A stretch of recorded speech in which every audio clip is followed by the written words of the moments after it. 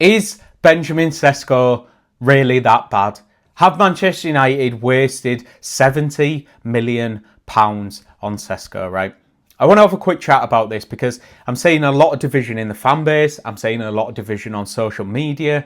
I'm seeing a lot of pundits, ex-players coming out and talking about this, right? And I want to kind of break it down into what are the expectations on Sesko, where's he currently at, and the pros and the cons, right? And what I want to start with is, I've got it down here, Gary Neville's comments last week. So he was on NBC and he had this to say about Benjamin Sesko. I'm no further forward with him. The jury is out. He's well off it compared to the other summer signings that Manchester United have made in Cunha and Mbeumo. He looks awkward. He had a couple of really good opportunities when the ball came over the top to him and his touch wasn't quite right. For £80 million, you can say he's young, you can say he has potential, and you can say he's settling in, but you still want to see a bit more. Now, I've spoken about these comments on other channels, and I've said I think this is hypercritical of Benjamin Sesko, right? In there, he talks about Cunha and Mbeumo. That is two players that are 2 or 3 years older than Sesko, for a start. That is two players that are playing in different positions to Sesko. That is two players that have played in the Premier League already. And we're comparing them to Sesko. Okay. He looks awkward. It's wrong wording, isn't it? I don't think you can say he looks awkward in certain situations. That wasn't a great touch for one chance. But just to label him awkward, again, feels harsh. And £80 million, he wasn't £80 million. So what are we talking about? And I think the other side of this is you have to talk about the expectation when Sesko came into the room. Were we expecting him to come in off the back of scoring 14, 16, 13 for Leipzig in the league and score 25 for us? I don't think we were. Some fans might be. Some fans might want him to do that. I want him to do that. But is that a realistic target? I don't think it is. I think Manchester United have gone out there and signed Sesko on the knowledge that we've signed Cunha, we've signed Mbeumo, we've got Bruno, we've got Ahmad. That is enough goals in that team. If you add in 10 to 12 goals from Sesko, for me, we can still get back in the Champions League even if Sesko doesn't break 15 goals. That is not a massive issue for me. Now, the actual stats. What's he done so far? So in the Premier League, Benjamin Sesko has played 621 minutes. He scored 2 goals. He's got 1 assist, right? Okay, not exceptional numbers, not terrible numbers. His expected goals is 2.1, right? He scored 2 goals, bang on target. That suggests that when he gets a chance, he's going to finish the chance. When he gets up to 1, he's going to do that, right? His expected assist is 0.3, he's got 1 assist. That is too small of a sample size, you can't really judge. But it was a very good assist, the one for Brighton, again, the one for Mbeumo against Brighton, right? As a direct comparison to what we had last season, which is ultimately what we're trying to improve on in Rasmus Højlund, played over 2,000 minutes for Manchester United, scored 4 goals.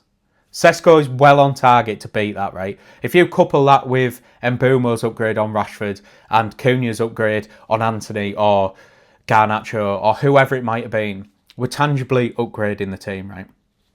Also, he's getting 2.6 shots per game, which suggests if he plays a full season, it's going to extrapolate out over that. Højlund, 1.4 shots per game. That was one of my biggest bugbears with Rasmus Højlund, was that he just didn't get enough shots. He wasn't in the box enough, right? What are the actual pros with Benjamin Sesko? I think initially when you look at him as an athlete, that is what stands out, isn't it? 6'5", he's quick, he's good in the air, right? That is evidence enough. And we have seen that. We've seen all of the evidence of that. Aerially, he's 89th percentile in the Premier League for aerial duels won, right? You think of that Chelsea game, the flick on for Mbeumo. That is like a system goal that we can set up in terms of if we are under the cosh, Lamens can go long and we know he can hold up the ball or he can flick it on. His pace. People criticise him for the chance against Tottenham at the weekend. He showed pace to get into them positions, right? He's shown his strength holding up defenders for Sunderland to get his goal. You think of the Brighton game, I thought he was very good in that.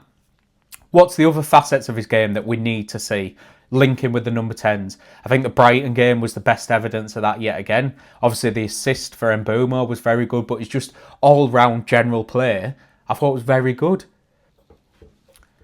So what is the issue with Benjamin Sesko then? What are the cons? Because the way it's been spoken about, there must be something fundamental we're watching that we're worried about, we're struggling with. Like Højlund last year, wrestling with defenders, struggling to hold up the play, struggling to get chances. There must be something evident that we can see. Now, he looks a bit awkward in certain situations. That's kind of as much as we've got to go at. People were criticising him for the chance against Tottenham. Yes, it was very good defending from Van der Ven, but I do think a confident Sesko just takes that and puts it away. So maybe he's not confident, but that is fine. 10 games into your Premier League career to not be as lightning quick as you maybe need to be. I think sometimes he's not in the box enough. He's actually got 3.6 touches in the box per game, which is low. It's about 23rd percentile in the Premier League. Now, do I expect him to improve on that? Yes, I do. But I also think that comes down to the system. Sesko needs to play more with these football players. You think of Dorgu, you think of Dalot, you think of Ahmad. Very, very, very rarely put in first-time crosses. And I've spoken about this a lot of times. Put the ball in early. Put the ball whipped into where Sesko can go and attack it and see what he can do then. Because we've seen him win the ball. I honestly think as a system, that is what we need to start doing. So how do we judge Benjamin Sesko then? For me, he is performing near enough on par with what I would expect. In terms of statistically, I think he's about there. And in terms of performance, I think he's about there. Yes, he's got parts that he needs to sharpen up on. Yes, he probably needs to score a couple more goals, get a couple more assists here and there. But we're 11 games in to the Premier League. I think once it moulds into the system, you think of Mbeumo and Ahmad early on in the season, right? We're crossing over, we're making the same runs. It looked a little bit clunky. Look at them now after playing 10 games together. Good footballers work it out.